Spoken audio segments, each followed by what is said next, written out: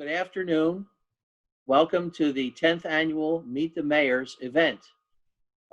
This one was supposed to be happening in April, but as we all know, things have changed a little bit around these parts and everywhere. So we're certainly glad that we're here together this afternoon.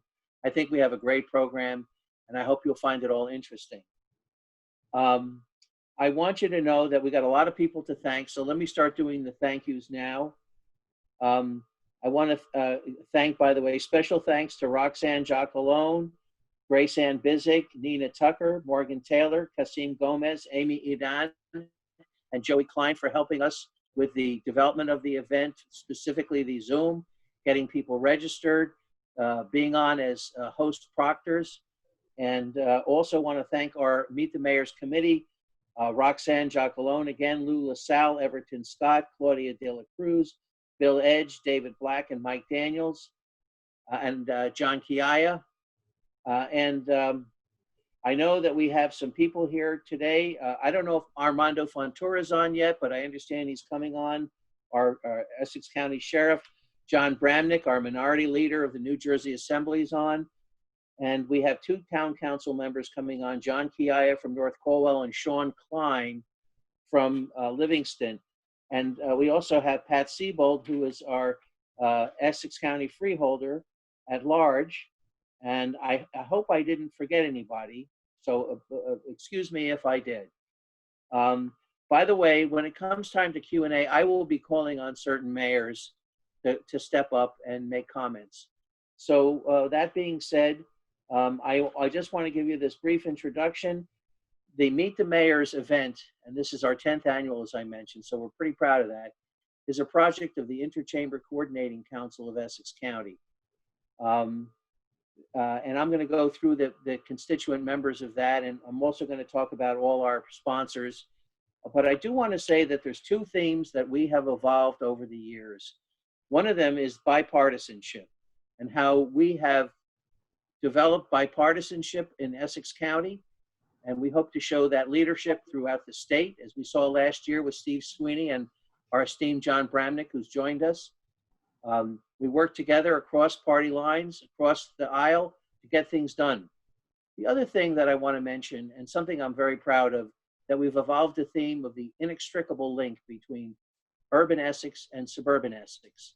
And I think we've seen no better time how we've embraced diversity and also unity within that diversity in Essex County. And we saw that recently. We have to thank Mayor Baraka, other mayors here, and Joe D, of course, and a lot of other reasons why we're honoring him today. So that being said, I want to, Morgan, you'll help me bring up the sponsors and the various logos, if you would, Morgan. And we're going to now talk about our sponsors, and then we're going to get going.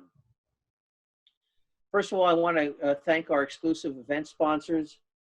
We have Windmill Products, Keith Frankel, BCB Bank, Claudia De La Cruz, RWJ Barnabas, Lou LaSalle, Smolin Accounting, Carlos Ferrar, Astorino Financial Group, Frank Astorino, PSE&G, Karen Friars here, amongst others.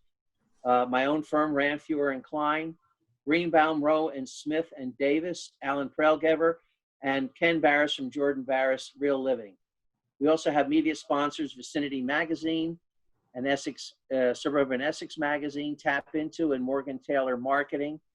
And this is also, we want to thank the League of Women Voters and Bill Edge, and mention our constituent chambers, North Essex Chamber, Livingston Chamber, Milburn-Short Hills Chamber, West Orange Chamber, South Orange Chamber, and Maplewood Chamber of Commerce. So that being said, we're going to, is Louise Roundtree on? Has Louise come on yet? Morgan, you see Louise? Maybe she can raise her hand if you can find her. And once she does come on, hopefully we can get her to, because I know she registered. I am here. Yeah. Okay. Okay. Why don't you, Louise Roundtree is with, she's going to do our invocation today. Thank you, Louise. You're welcome. Are you ready? Yes. Okay. Let us pray. Father God, we praise you today. We come to you today with our whole heart, And we come before you today on behalf of this country and our leaders. Lord, we ask that you draw our hearts toward you. We ask you for your wisdom. I come, God, thanking you for the privilege and the honor to bring the invocation for this 10th annual mayor's event. I thank you, oh God, and lift my mayor, Raz J. Baraka, for his infinite wisdom and all that he has done to take us forward in Newark. We thank you, God, for our county exec, Joe DiVincenzo. We thank you, God, for what he has done, and we thank you that on today he will be honored, and we give you glory for our senator that is going to speak. We are here today to celebrate a great success in a world of chaos and calamity. We're embracing a moment of triumph, and we give you glory. Once again, we have experienced the miracle of your sustenance, as King David so appropriately penned in Psalm 4 and 7. You have filled our hearts with greater joy, and then when their grain and their new wine abound. Father, our hearts, the very center of our humanity and our soul, are filled by you in extreme emotion. This indescribable feeling is even more pronounced through the works of these leaders on this line. We are aware that we could not see the great success come to fruition without the individual purpose that you have put in each person here today. Thank you for bringing us together to accomplish this great feat for your glory. Through the odds were stacked, though the odds were stacked against us, as they are often. But God, we ask that you guard our hearts from pride and selfish gain as we celebrate today all that's going to take place on this Zoom. Now, God, we ask that you cover each and every individual on this line as we go forward in this event, that you cover all of our leaders, that you continue to be in them, to strengthen them, that you take us forward in your will and in your way, that you continue to cover each of our homes, that you continue to cover our streets, that you continue to cover our city, our state, our country, and this world. We commend all of this to you as we go forward in excellence with our leadership. Now, God, we celebrate those who are going to be honored today, but we celebrate you for being in us to strengthen us, beneath us to support us, going before us to guide us, keeping your arms of protection around us, angels encamped over us as a shelter. We shall be careful not to take credit for what you have done. And God, help us not to let our mess get in the way of your message. This prayer I have prayed in the name of Jesus, in the name of Allah, in the name of Elohim, in the name of Yahweh, in the name of our Creator, and in the name of our gods. Amen, Amen, and Ashe. Thank you so much, Reverend. That was really wonderful. And for those of you who don't know Reverend Louise Roundtree, I hope you get to know her. She is a fantastic lady. And now, thanks to Pete Canarozzi, we have a special moment. We're going to have our national anthem. So here we go.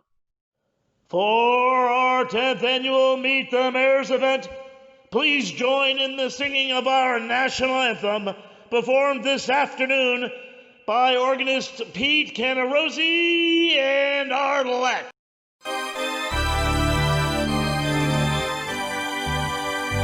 Oh, say, can you see by the dawn's early light what so proudly we hailed at the twilight's last gleaming, whose broad stripes and bright stars through the perilous fight o'er the ramparts we watch were so gallantly streaming, and the rockets' red light, the bombs bursting in air, gave news through the night that our flag was still there.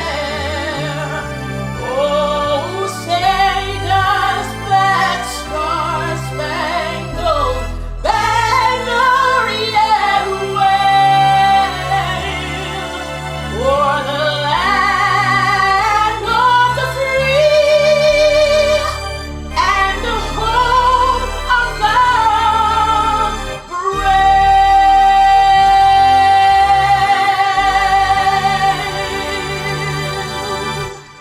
Thank you so much to Pete and Arlette and Ken For those of you who are like myself who are Devils fans, this is the closest we've got to a Devils game in many months. So we're glad to be here. And now I'd like to introduce Lou LaSalle, who is going to introduce Mayor Ras Baraka and to give the award that we've been talking about to Joe D. Take it away, Lou. Thank you, Denny. On behalf of RWJ Barnabas Health, I have the pleasant task of introducing our presenter this afternoon. Someone who needs little or no introduction, the Honorable Mayor Ras Baraka of the city of Newark. He has done and continues to do exciting and innovative things in Newark and Essex County. He's a dynamic leader in constant touch with his residents, agencies, and business leaders, always seeking what's best for Newark and the County of Essex and the state of New Jersey. He's a great supporter of the Meet the Mayors meeting, and without any further delay, Mayor Baraka. Thank you, Lou. That was shorter than I expected. You were listening to Joe D, that's why. That was good. First, I just want to say thank you for having me a part of this all of the time. I appreciate it, and I think it's a very important gathering that you guys do all the time. Great information, and I'm sure the Senator is going to have some great words for us today. I have the pleasure of presenting an award to our county executive, Joe DiVincenzo. Obviously, you know, his slogan is putting Essex County first, but since I've been here, no disrespect to everybody else, he's been doing a lot for Newark. We appreciate his partnership and his efforts in making sure that Newarkers remain in a healthy and safe environment in this city. He was born and raised here. His love for this community is unmatched. We are just proud to have him as a partner here in our community. This specifically today, just, you know, everybody in the city, probably the entire world at this point knows that Newark has had a significant issue surrounding lead pipes that allows lead to seep into the water of the residents here in the city of Newark. We've been working tirelessly to come up with a solution to that. Today, we have replaced almost 13,000 lead service lines in the city of Newark, and we probably will be finished in the early part of 2021. And all of this is possible because of the partnership and the work of our county executive Joe DiVincenzo. If without his partnership, we would have still been on this long march where it took us 10 years to get this thing done. So we are so happy. I know the residents of Newark are grateful and happy to have the leadership at the county and our relationship to be able to expedite what could have been a grueling 10 years, excuse me, has been brought down to about 2.5 years, maybe less, in us getting this accomplished. So I am ecstatic and thankful that I'm able to give this award today to our county executive, Joe DiVincenzo. Thank you. Thank you, Mayor Ras Baraka, my partner. First of all, I want to thank the League of Women Voters of Montclair, the Essex County Chamber of Commerce, and a special thanks goes to my good friend, Denny Klein. You know, he says this is the 10th anniversary.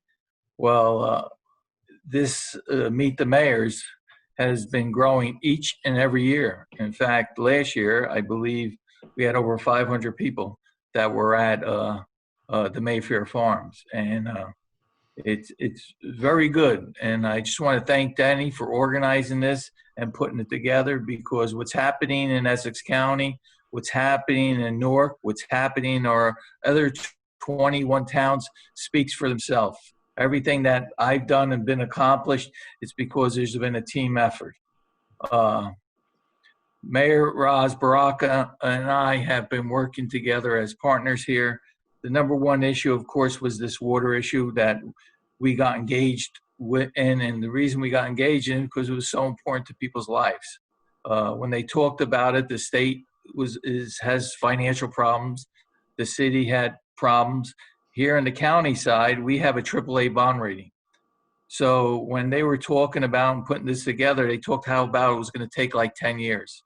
So on a Friday night, I called Mayor Ras Baraka. I said, Ras, I think I have a solution to solving this problem as far as financially. And I said, be in my office and bring your team into my office. So at that particular time, I explained to him that we would loan him the $120 million. We could not wait 10 years. We needed to get done in 2.5 years. And we moved very, very quickly. Things don't happen the way they happened here. We had to go through the state, local government services. We were together. We were tied at the hip. The other thing is there's one thing about providing the money. The other thing is getting the job done. Like the mayor said, there's 18,800 lead pipes that got to be replaced. He has a director of public works, his first name's Kareem, who's been overseeing this project. And the mayor mentioned to everyone here that they have over 13,000 lines that have been done. And they're going to meet that deadline or even earlier and get done within 2.5 years. What's happening here, not only in Essex County, what's happening in Newark is not happening anywhere in the state, anywhere in the country. Newark, when I was born and raised here, growing up, Newark water was absolutely the best, and it's still the best. But we have to continue to work together. And I just want to thank Mayor Baraka and his team for working together with my team and making sure we were able to resolve an important issue. It's the same thing what's going on right now with the coronavirus. The residents of Essex County should be very happy what's been going on as far as seeing not only the county, but the 22 mayors working collectively together to be able to resolve problems and get things done quicker. And it's been happening. You know, on the county side, of course, we've been doing our testing at Weequahic Park. We're doing our mobile testing that we're traveling around to the different municipalities to making sure that everybody gets tested. We have money that we put over $10 million in EDA for small businesses. We're dealing with the state, with the renters to make sure that they have money to cover their rent. And we're continuing to do them. We talk every day. Well, on Tuesdays and Thursdays, we have meetings with the mayors on the phone, of course, to talk about the problems and ask them what they need and how to get things done. So we're pretty happy what's going on here in Essex County, but we got to continue to work together. No one person could do this job alone. You need to have a team. I got a great team at the county. I got great freeholder board. I got a great administration, directors, and 3,500 county employees that truly work and do an outstanding job in providing the services that are necessary. So this award doesn't go to me. It goes to the team, the Newark team and the Essex County team. I would be proud to have this award, of course, on my desk here to showcase it, but it's got to be shared with Newark and Essex County working together because it couldn't be done without one or the other. So I just want to thank. And then you have a special speaker here, Senator Robert Menendez, who is going to be speaking to you. I've known Bob for a very, very long time, and he was a congressman and now is a senator. In New Jersey, we got two great senators, Bob Menendez, and we also have Cory Booker, and they work together as a team. And anytime we have any issues, not only in the state, but we have it in the county, we were able to call them and get things done very quickly.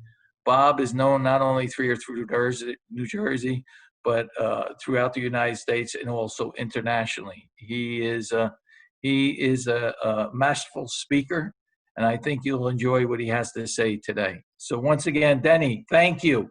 I think I was longer than Lou LaSalle. So I just want to thank you for this award, and I really appreciate it. Thank you. I am going to ask Claudia De La Cruz from BCB Bank and one of our great sponsors to introduce Senator Robert, what we like to call him, Bob Menendez.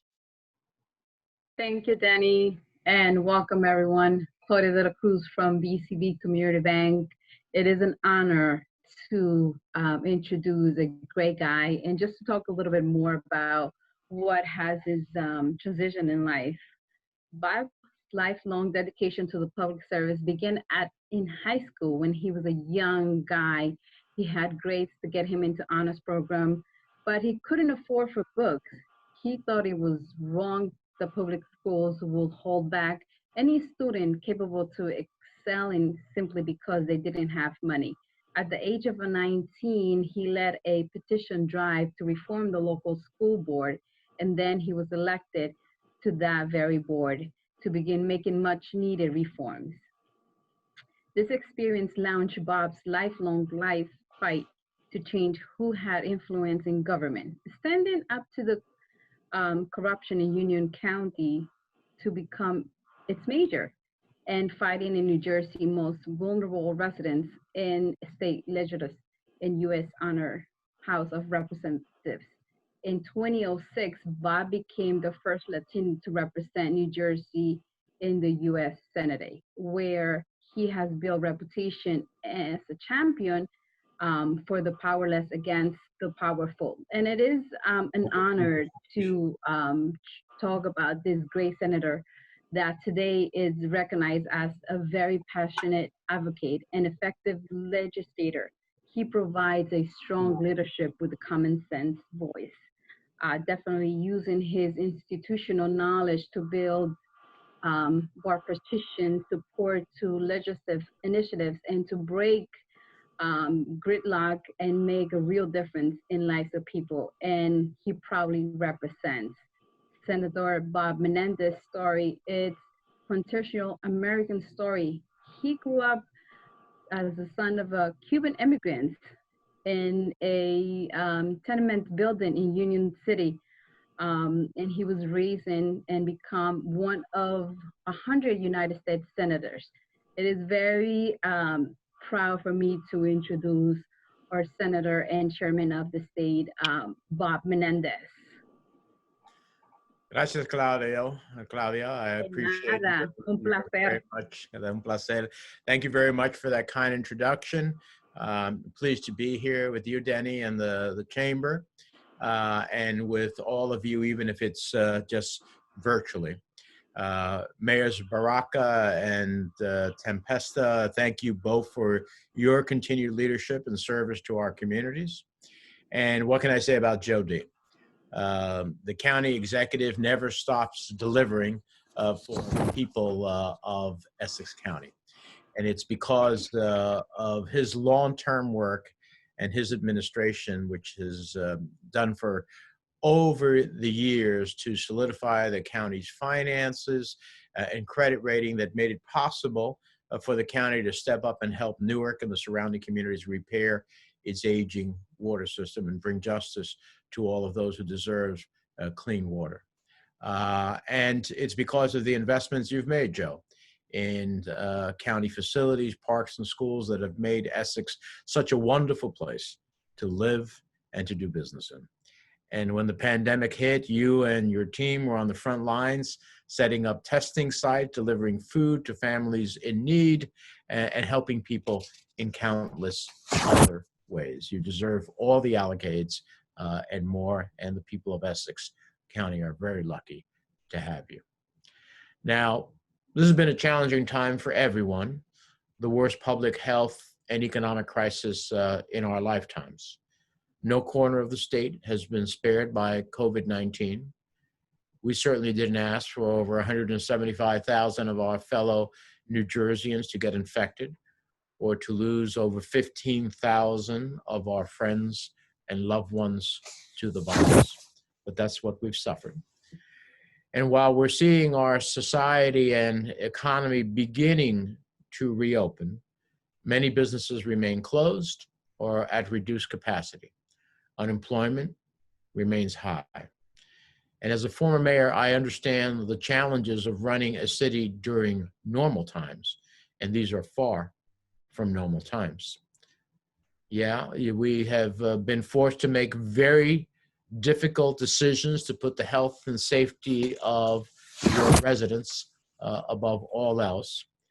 And it's through those shared sacrifices, that both personal and financial, that all New Jerseyans have been asked to make, that have helped us flatten the curve, prevent our healthcare system from being overrun, and get us to the better place that we are in now. We still need folks to take necessary precautions, to wear masks, to practice social distancing. We've seen cases spike in other parts of the country that were too quick to reopen, or never took the prudent actions that we took here in New Jersey. So it's been tough, but we've saved lives. So let's remain Jersey strong. let's stay smart, let's stay safe, and most importantly, let's stay ahead of the virus. I know that we've had challenges in the state, certainly for businesses and for individuals. And while a national emergency requires a national response, we unfortunately haven't gotten the consistent leadership that we've needed out of Washington. As a result, the burden of containing and defeating COVID-19 has fallen on our states and our counties and local communities. Each of you have been hit with a 1-2 punch of soaring costs to deal with public health emergency and plummeting revenues to deal with as a result of the economic fallout of meeting the COVID-19 challenge. Budgets are due, and without more help from Washington, many of you have no choice but to raise taxes, cut essential services, lay off essential employees. We're talking about first responders, teachers, public health, nurses, sanitation, and other essential workers. We need them to stay on the job to get through this pandemic, not to be on the unemployment line. It would be the height of irony, and a horrible one at that the men and women we've needed the most at this critical time to be the ones who would be fired as a result of the economic distress that the virus has created. That's why I am leading a bipartisan effort to deliver $500 billion in flexible federal funding to our frontline communities.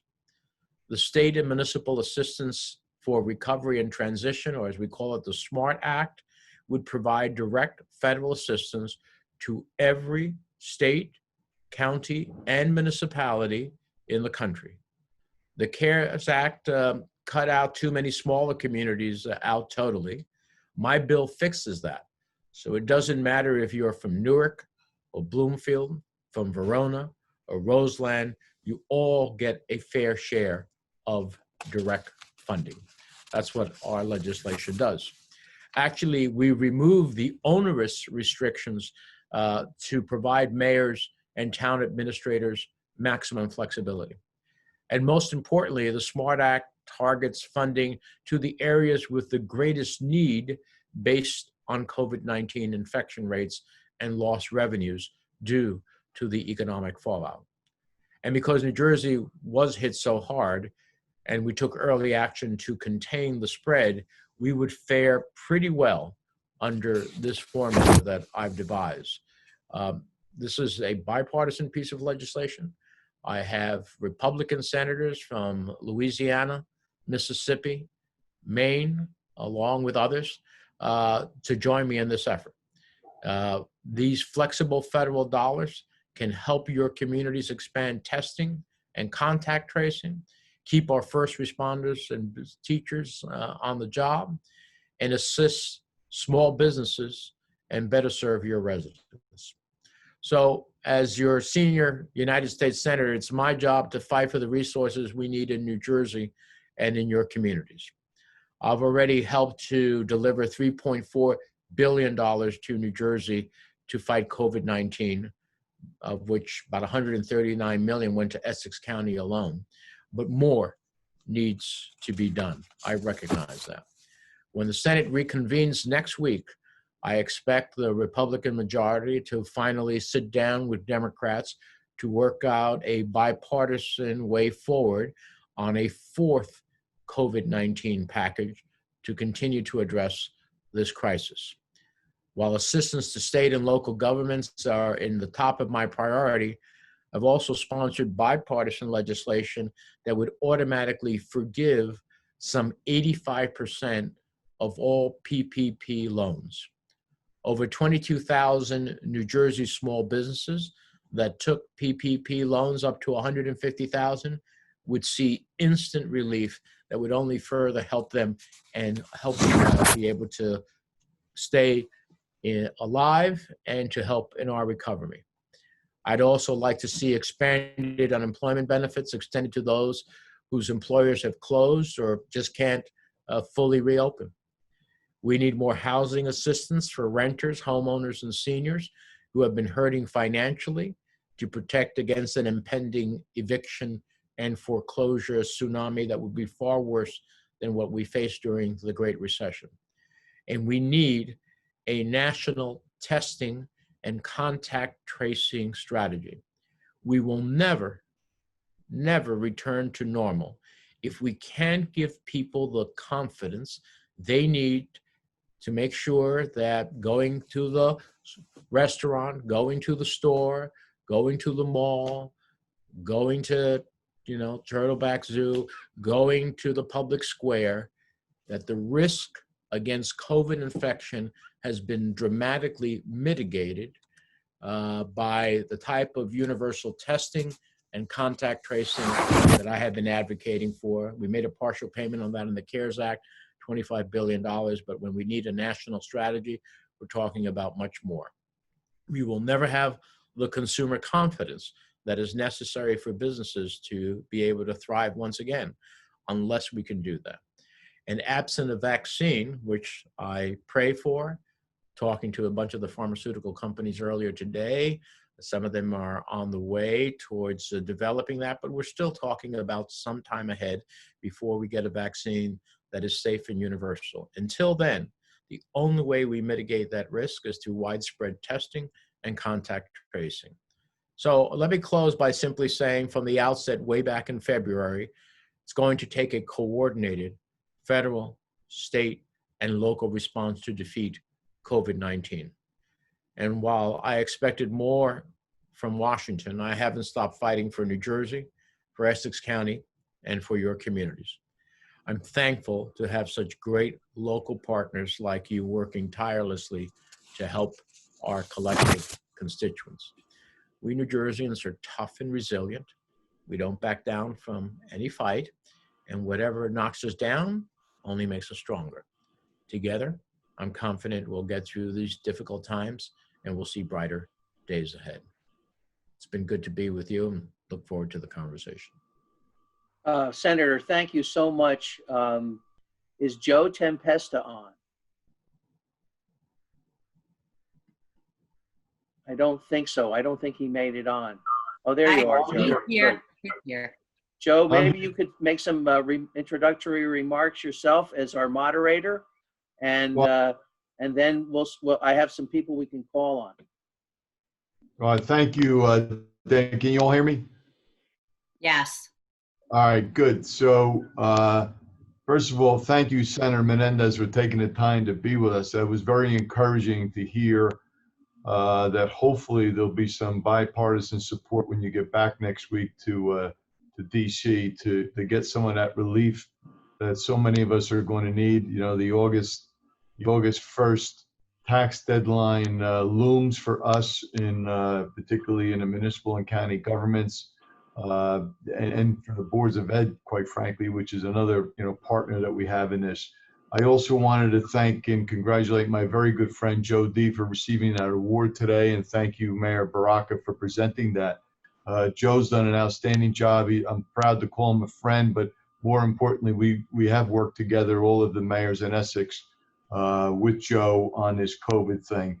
So I was hoping today, with the senator here, particularly, I think a very big thing that's on the minds of a lot of families in New Jersey is, particularly if you have school-aged children, what we're going to do with education and getting back to school. There are a number of boards of eds that have rolled out some type of modified plan to bring people back. Very difficult situation, particularly for elementary education and elementary school-aged children. So I'd like to hear, maybe, Senator, if you have a few words you want to say on that, and open it up to some of my colleagues. And then we've got a few other very timely topics that we need to talk about. Mayor, thank you for your question. We are looking for national standards to help school districts understand what is a safe way to have children go back to school. Now, you know, in the absence of national standards by the Federal Department of Education, local school districts and states are making determinations for their own. Some are going to continue to promote distance learning until we get to a stage in which either the virus has, you know, significantly been contained and or we have antivirals or a vaccination. But that's still off. And others are doing a combination of rotating students through part of the time in physically in school with social distancing, masks, and all the other hygienic requirements, and part-time in school so they can have interaction with a teacher directly, especially for those who learn better in that sense. And at other times, they would be rotated out and they would be in distant learning. So in the absence of a clear direction from the Federal Department of Education, other than say just open, it's a real challenge for school districts to figure out what is the right combination, how do we do it safely, and to have the confidence of parents that if I'm going to send my child to school, that I'm not creating a risk that they will be infected at the end of the day. And so I wish we were getting better input. Other than that, the Center for Disease Control, last comment I'll make, the Center for Disease Control has put out some information of what could safely be considered, but I think it's a real challenge for school districts.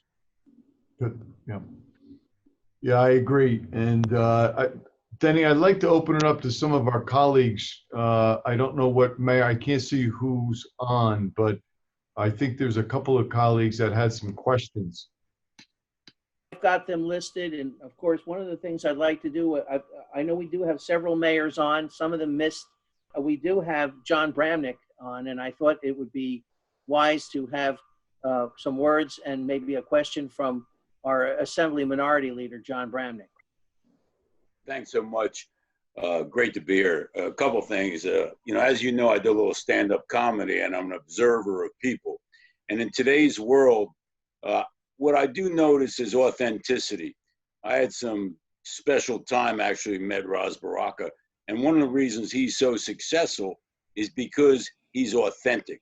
So I just want to reach out and tell my friend who's the mayor that at least as from the minority leader, Republican in Trenton, you know, I respect your authenticity, and I think that's why you're popular. Let me move on to Joe D. Joe D to me is like working New Jersey. You know, he's always working, he's always advocating. Look, all of us can disagree on things, but you have to respect talent and hard work.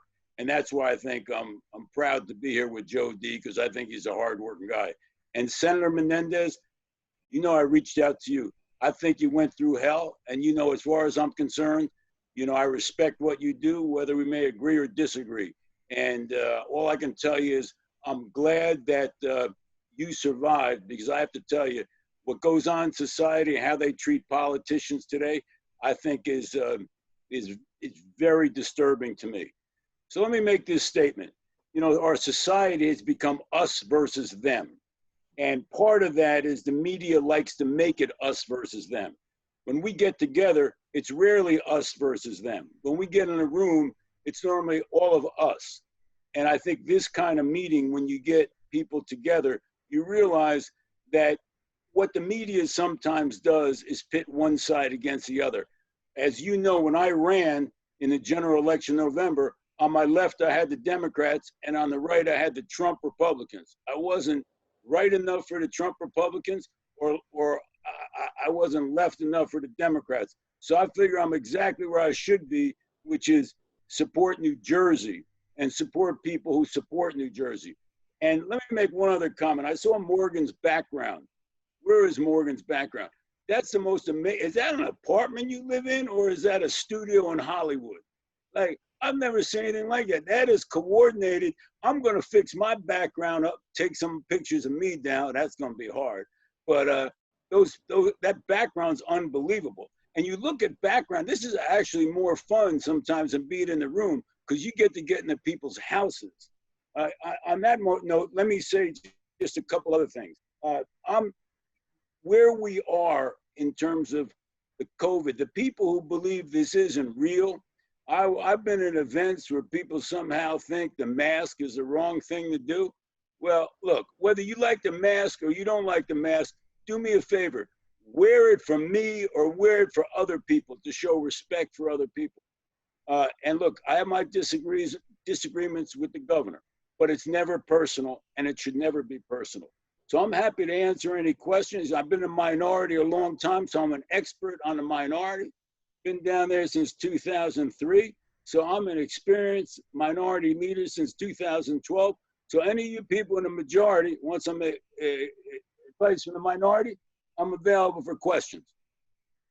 Thanks so much, John. And it was really great having you last year and having you come back this year.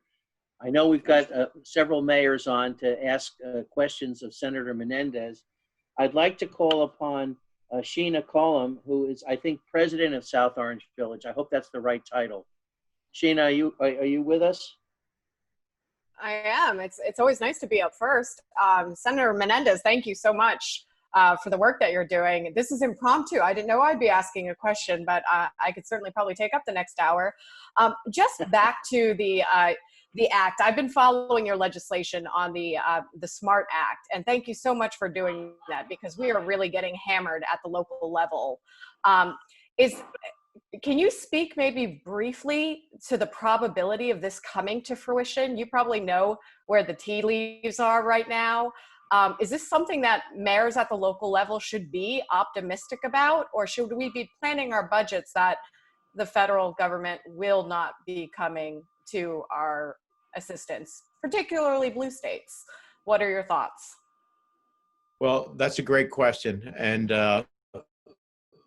let me start off by saying this legislation is bipartisan, which, you know, I've worked hard.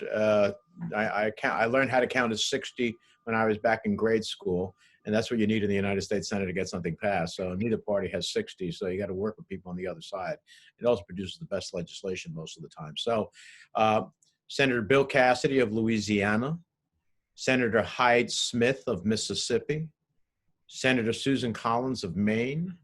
They're my co-sponsors on the Republican side. That's a very broad geographical and ideological diversity, even within the Republican caucus. So I'm enthused that we have a real shot here. I can tell you this. There will not be a COVID-4 package that does not include aid to states and municipalities. Now, whether it's my version, and those of my Republican colleagues and a few Democrats as well, would be the best for New Jersey, because we divide the $500 billion in 3 ways, 3 different tranches, each and equally divided. A third to states based on population, with a set aside of 45% for counties and municipalities. A third based upon infection rates, which unfortunately, because of the high infection rates we've had, would mean a fair amount of revenue coming to us. A third based upon revenue loss, and because of the tough decisions that all of you in government made in order to get the star of the virus, as the Republican leader in the Assembly just mentioned, wear a mask for me and wear it for yourself as well. Those tough decisions that had a lot of other elements to it, we've lost a fair amount of revenue. So those 3 pots would be incredibly strong for us and for other states. And now I think that to fully close out answering your question, the fact that other states are going through what we went through, and we always said what we're going through is coming your way. Well, unfortunately, it's come their way. So we have more colleagues asking us about the legislation and how it would affect their states. I am cautiously optimistic, but whether it's my version or whether it's configured in a formula some other way, I am convinced that this will go. The National Association of Governors, Republicans and Democrats, the U.S. Conference of Mayors, the National League of Cities, the National Association of Counties, and a whole host of other entities, all bipartisan organizations, have all endorsed our legislation. So I am cautiously optimistic that we will get this in the next COVID package. The last question is, will this COVID package come together in July when we go back next week? There's 3 weeks of session. I don't believe the Congress should leave until there's a COVID package. I don't care, we have to stay all of August. We need to get this done. And I'm hopeful because I know that all of you, the state of New Jersey, the municipalities, unlike the federal government, you have balanced budget constitutional provisions and you have to meet that responsibility. We need to get you the revenue so you can be able to do so. I'd like to, Joe Tempest, I'm going to be calling on you at some point, but I'd like to, I think we have Tony Voss here from Irvington. Tony, are you here? I think I saw him before, so I don't know if he's still on. We'll get back to him. James Spagno from Roseland, I believe James is here. If you can hear me, there you go. Welcome, Mayor. You have me now? Yeah, we have you. Yes. Thank you, Dennis. Little technical difficulties. I'd like to thank the county executive and Senator Menendez, both for everything they've done, both on the local level and the county level and the federal level to get us what we need. The only question that I would have for Senator Menendez is something to echo off what Mayor Tempesta said earlier. The guidance for our schools, it's a really hot topic, I'm sure, for all our towns. And there's a strong, strong concern, especially among the Western Essex towns who have a regional high school, who have different sending districts, that the lower levels, the elementary and the middle school students, the elementary school students are not going to be on an even playing field, because unfortunately, some schools are able to open 5 days a week. Some schools are going to have alternating days. And the main concern from what I've heard from Board of Educations is the funding to the schools to ensure that the schools are COVID compliant. So I want to know if there's any portion of anything on a federal level that's addressing that, or is there anything in the pipeline to try to help address that? Well, thank you, Mayor, for the question. It's a very good one. The answer is yes. We are specifically pushing, a group of us is specifically pushing, aside from the SMART fund that I talked about, which is aid to states, counties, and municipalities, a public education package for exactly the reason that you said. And again, this is why, there's a fierce urgency of now, because time is of the essence, schools are going to be reopening. They need the assistance to be able to do this and do it successfully to the extent that they're going to physically reopen. And so there was some money in the CARES Act that, is law, and that was sent to the state of New Jersey, where the state can decide how to use that money on behalf of public schools in the state. But that amount of money certainly was not enough to deal with what we're talking about in terms of all of the sanitizing, social distancing measures and whatnot that will be necessary. So that's one of the big items that we are looking for in the next COVID package. Thank you. I'd like to, by the way, as long as we had our Roseland mayor, I forgot to mention that we have Eileen Fishman on, also town council member of Roseland. I'd like to call upon Jack McAvoy. I think you're here from Verona. Yes, Denny, how are you? Good. Welcome. Thank you for giving me the opportunity to ask a question here with the senator on. First, I would like to congratulate Joe D. For his award. Awards are given to people who put in a lot of time and effort to things, and as he stated, his entire staff through this pandemic has been nothing but exceptional, keeping in contact with all the towns on a weekly basis, or really even daily. So congratulations and thank you. Since we have the senator on, and being that the committees that he serves on, I had a question. Going through this pandemic, we all know we're becoming more of a cashless society, and people are using credit cards more and more. Some businesses has told me as they start to try to get going, everyone's using credit cards. They're now getting hit with lower profits, but also, they're getting charged that extra 2 or 3% from the credit card company. And as you go into troubled times and people are losing their jobs, they start to transfer debt to credit cards for long term. And obviously credit cards have a lot higher interest rates. So my question to the senator is, I don't know if this has been asked or discussed, is there any way we could, they've passed legislation or something to work with banks to possibly lower those credit card fees, maybe reduce late payments, something of that nature? Because I see going into the fall, as people still are unemployed, those debts are going to go, they're going to be, credit cards are going to soon be maxed out, and those fees could double their credit card debt for all we know. So that's my question, and I appreciate the opportunity to speak with the senator and ask. It's a good question. As a matter of fact, today we had an event, I had an event, a press conference with the mayor of Hoboken, and with some small businesses that we have special money going to Hoboken to, as part of the county grants that were received. And when I went to go help out one of the small businesses by buying their small cafe, and I went to go buy a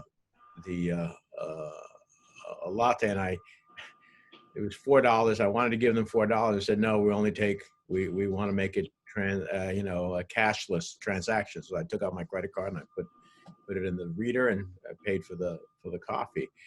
Problem with that is that transaction fees at the end of the day that you pay the company reduces your profit. And so, you're better if you could receive a cash payment, for example. The banking committee, which I sit on, this has been raised in the past, pre-pandemic, about making transactional fees much smaller. Of course, the credit card companies have enormous power and advocacy within Congress.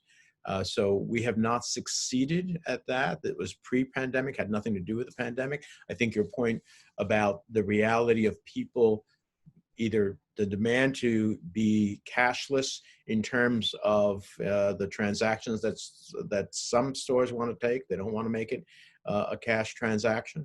And secondly, the consequences of people using their cards and racking up greater debt is a real concern for many of us. And so, we're going to stay at it.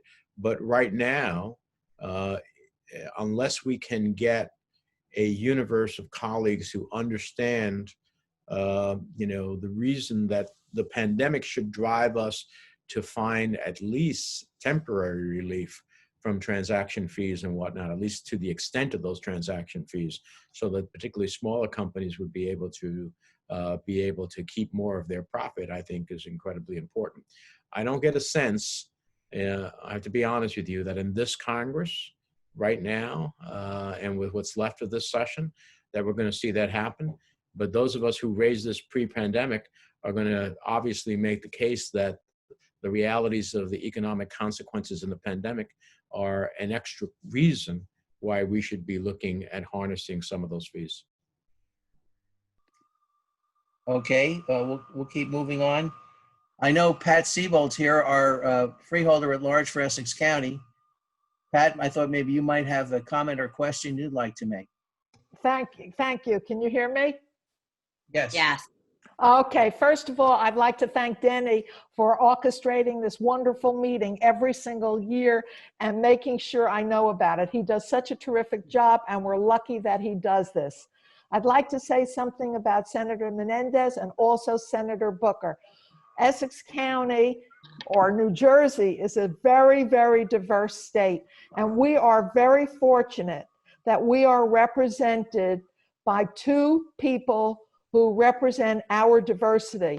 And of course, I'm hoping, Senator Menendez, that when we have a new president after November, the Senate will be able to do much more than it's been able to do. And I know you're working hard, and I hope that in the future you will really do something fantastic with a new president. And also, I'd like to talk for 1 minute about our county executive, Joe DiVincenzo, who fortunately won that award today, and also our wonderful Newark Mayor, Roz Baraka. When the water situation in Newark came to fruition, and we all heard about it, and Joe D came up with the idea of our lending money to Newark, and we allowed them to borrow $120 million, and it all came from the Essex County Improvement Authority.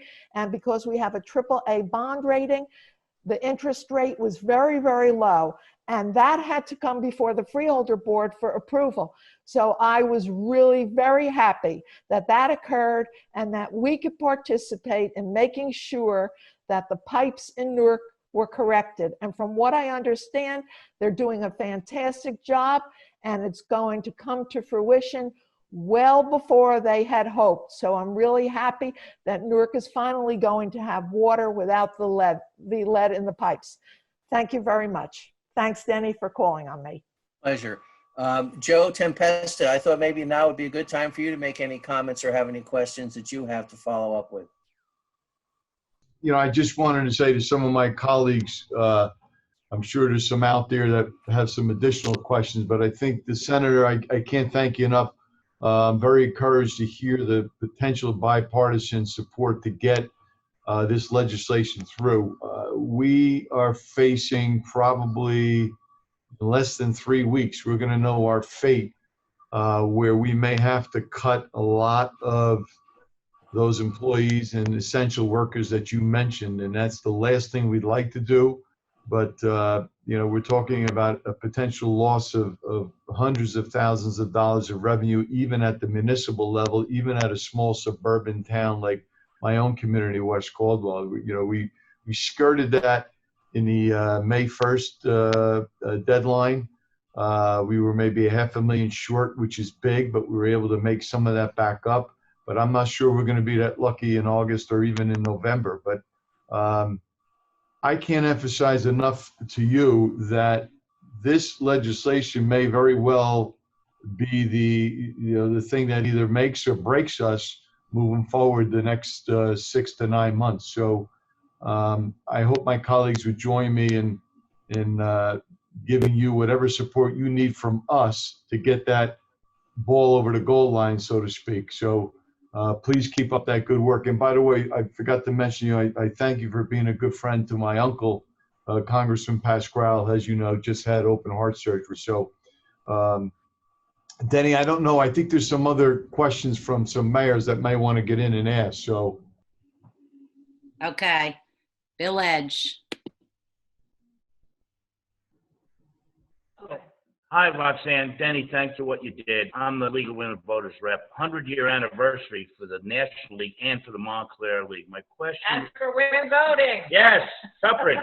My question to our senator is this. We hear a lot about vaccines, but vaccinations is the delivery. How can we avoid the chaos we had on PPP, ventilators et al., PPE, by having buildings, warehousing, transportation, delivery, and avoid greed? I think I got most of your question. It got cut out there at towards the end, but the essence of your question is, how do we guarantee once we have a vaccine that in fact it will be distributed fairly, equitably, and not with the chaos that we had fighting over scarce resources of PPE. And that's one of the critical questions that we have been pursuing in terms of a chain supply of delivery in anticipation that eventually we will get a vaccine.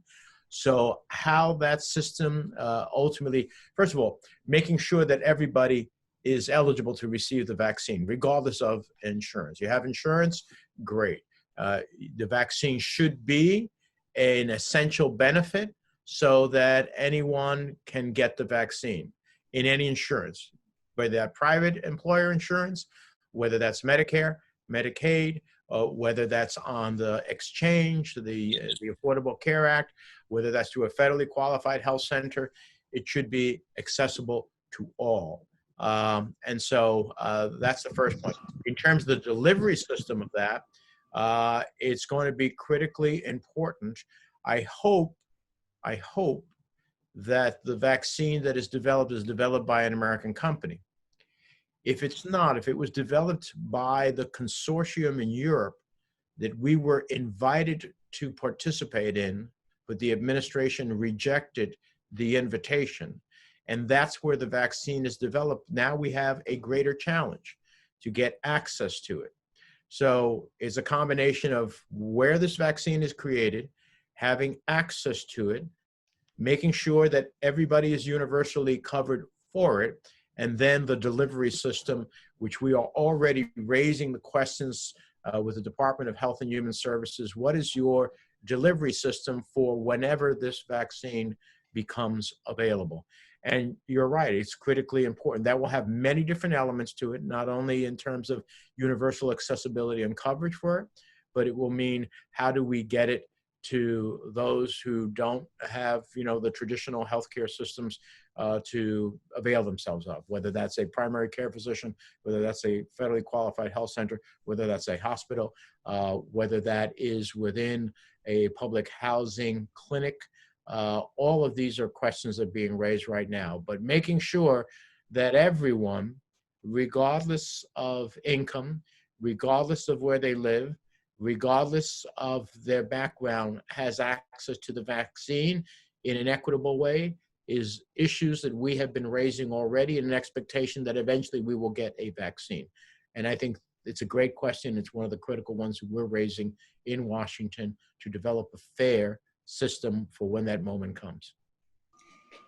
I'm going to call upon one of our sponsors, Alan Prelgever. I think you're out here somewhere. Alan, would you care to make a question or a comment? Yes.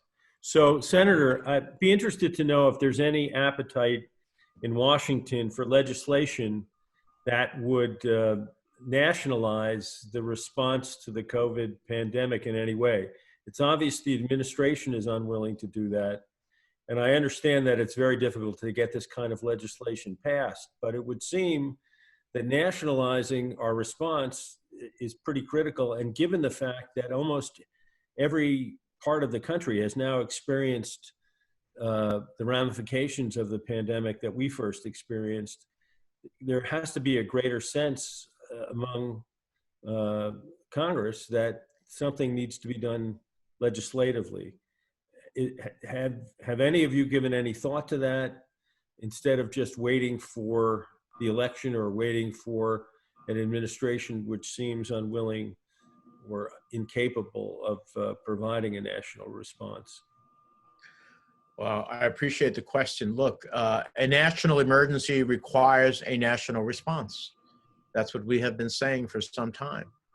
I know that there are those in Congress who have an aversion to the nationalization of any given issue. But in this case, it is compelling for there to be a national strategy and a national response, because the virus doesn't discriminate on borders. It doesn't discriminate against the elements of the population. It is all inclusive. And because interstate commerce, our travel, our visits take place across state borders, that ultimately a national strategy is critical. Now, I have to be honest with you, Alan, that our ability to get this into law has been stymied, particularly in the Senate, where that is a view somehow as an aversion or a negative reflection on the president. My view is that Congress is a separate co-equal branch of government. It passes laws. The president decides whether he chooses to sign it or veto it. And then we have an opportunity to override it if we think it's appropriate. We shouldn't self-veto our ideas because we think that maybe an administration won't particularly care for it. But I don't think there's a chance to do that. What I do think is we take pockets, which is not as good as having a comprehensive national strategy. But we take bites of this and we get them into law to try to create a patchwork in the absence of the type of national strategy that I would agree with you that we need to execute in order to be successful at the end of the day. But there's not an appetite for that with some of my colleagues in the Senate. And obviously we can't wait for that appetite to develop. So we have to, through the different COVID legislation, try to get elements in that create somewhat of that patchwork towards what would be a national strategy. Thank you. Thank you. It's unfortunate because so many European countries have been able to do it and they've flattened the curve as a consequence of it. It's really unfortunate that in this great country, we can't seem to do that. I'm with you, and I agree with you. Even just wearing masks would be a great, it would go a long way towards trying to resolve this issue, I would think. I'm going to ask one more time for John Kelly. I see that you're on, John. I see your logo. Let's try one more time. You there, John? Otherwise, I'd like to ask Joe D. Joe, maybe you have a question or comment you'd like to make about this discussion you've been hearing so far.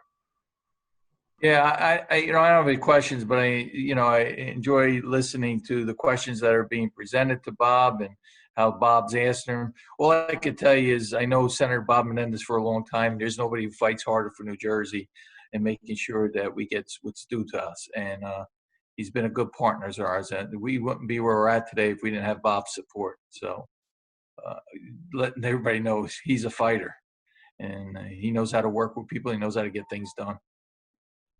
I just wanted to ask at this point, and by the way, thank you so much, Senator, for coming and joining us. It's a pleasure to see you as always, knowing that you and your fellow Senator Cory Booker are working so hard on behalf of New Jersey and the United States. We have a lot of political leaders here. Again, I have to apologize to all that didn't make it. We thought we had room for 300 people, so something went wrong, but we know how that works. So at this point, what I'd like to do is bring on a couple of our sponsors to say thanks and make any comments.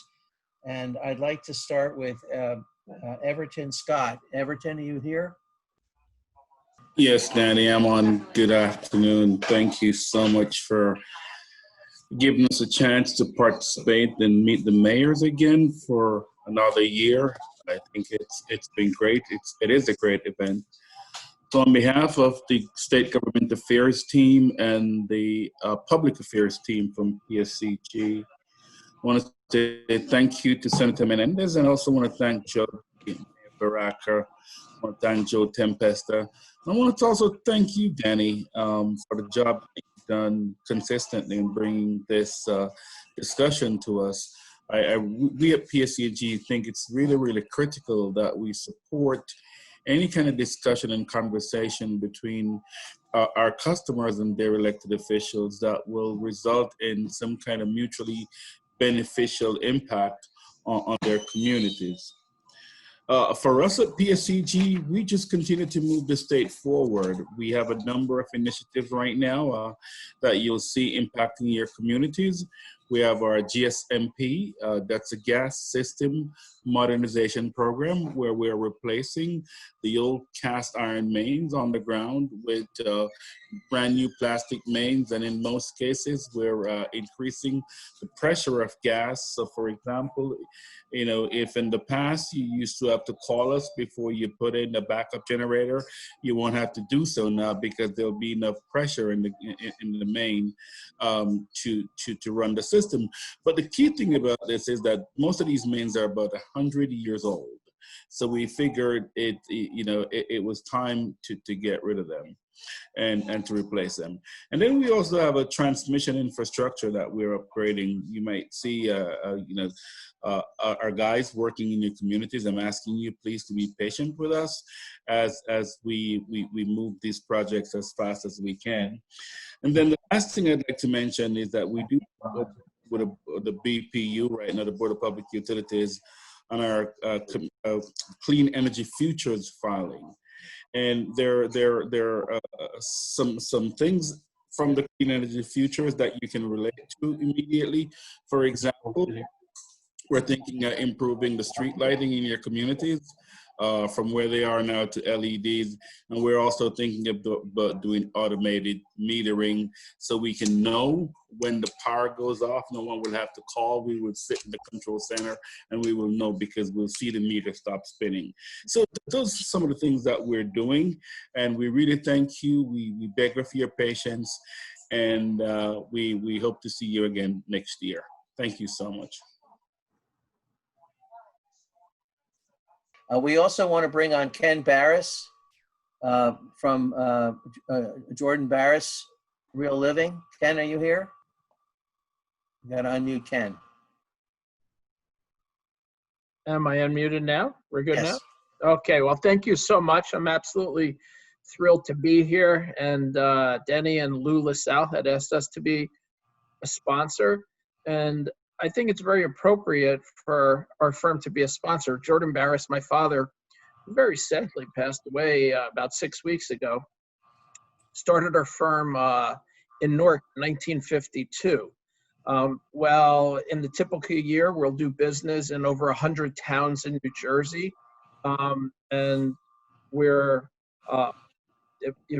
done many things that have created national prominence. And in fact, I was a winner of the Newsmaker of the Year for Real Estate Magazine of 1.1 million realtors last year, which should have been at the National Press Club in DC, but we were here for the award. And we're an Essex County firm, and our offices at this point are just in Essex County. I'm a lifetime resident of Essex County. I love driving where Joe D has turned the corner of Northfield and Pleasant Valley Way into a Shangri-La on a very positive level. I think it's amazing. We've literally sold billions of dollars of real estate in Essex County. And we hear so many things that are disturbing and distressing at this time. I thought I would give a bit of a message that it is real estate that brought us into our last recession, and I believe real estate is going to take us out. And the numbers are somewhat stunning. We do analytics on our own that aren't available elsewhere. And within Essex County, for the properties that were listed since January through June, of the best performing town of Nutley, 71%, 3 out of 4 homes that are listed have sold. That is not usual. A lot of homes were listed and almost all of them sold. There's no town performing at less than 45% of the listings taken to listings sold, and we're averaging at over 60%, meaning we are, as a community, on fire in terms of the volume of transactions. And there's a lot to be positive about. And I think the leadership is spectacular. So I'm very proud that we're Essex County and very thankful for opportunities like this to try to give back, because we're at that point in our history where we're more interested in giving back than just moving forward. So thank you. Well, I want to thank you, Ken. And by the way, thank you for all for being here. Senator, thank you so much. Joe D, thank you. Joe Tempesta, thank you for being our moderator. All the people on the committee, thank you very much for bringing the event to a close on time. Hopefully next year, maybe we can do it live. Thank you all again, and really appreciate you being here. God bless you all, and be safe.